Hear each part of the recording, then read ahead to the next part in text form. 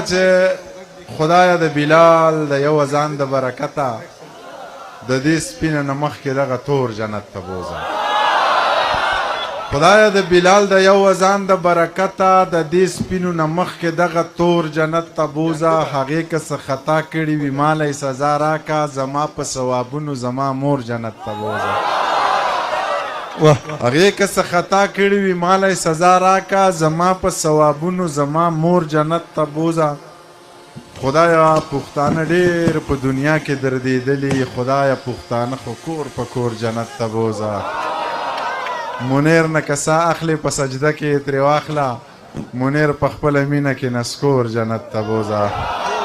یو دوه نوي شعرونه دي دانش صاحب چې څه د مزغو نه سلا واخله څه د زړه ومنه، چې څه هغه مني نو څه ورسره ته ومنه. څه د مزغو نه سلا واخله څه د زړه ومنه، چې څه هغه مني نو څه ورسره ته ومنه. د امن ناوې له سینګار دې په شریکه وشي، ما د انداسه راوړې ته ورله رانجه ومنه. بچې په ځان باندې یو قسم الزام ونه ساتې، وجود مزدور ساته خو ذهن غلام ونه ساتې.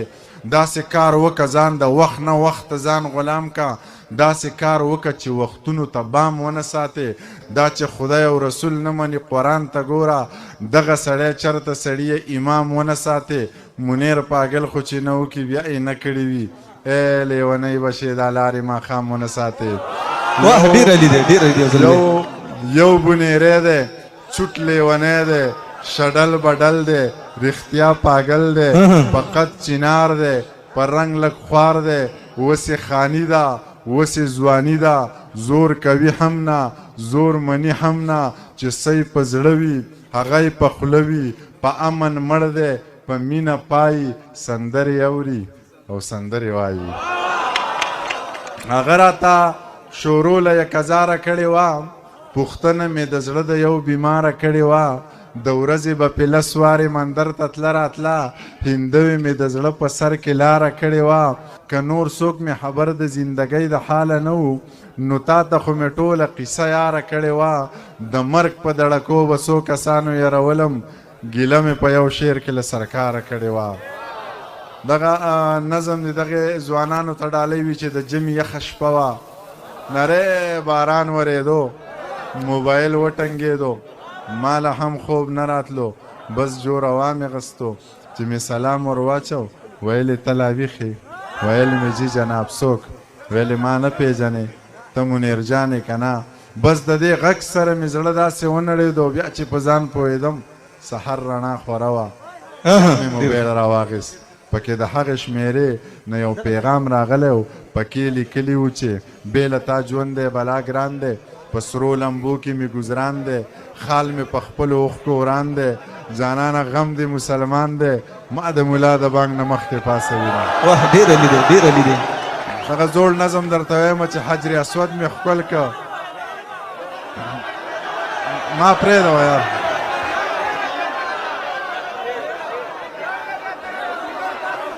وایم دغه نظم واورئ چې حجر اسود مې ښکل که، د حسن حد مې ښکل که، اشنې روضې له لاړم، اشین ګمبت مې ښکل که، لاچي لونګه لاړم، خبرې څنګه لاړم، بغیر احرامه لاړم، بغیر له لنګه لاړم.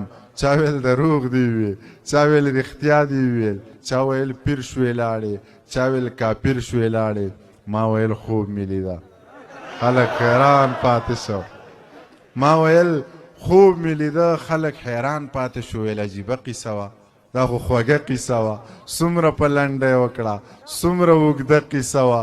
بس زه راپاڅېدم، هغه محفل مې پرېښود، روشن مې ځان سره ویل منیر که پیر نه دی خو منیر کافر هم نه دی.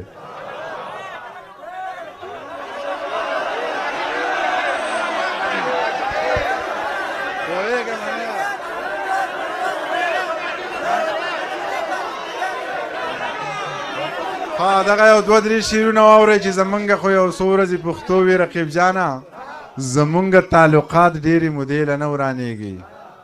زمونږ خو یو څو ورځې پښتو وي رقیب جانه، زمونږ تعلقات ډېرې مودې له نه ورانېږي. او زما خو په یو چا پسې زړه 200 ټوټې دی، دا چا وی چې په یو هندو پټخې له نه ورانېږي. نور به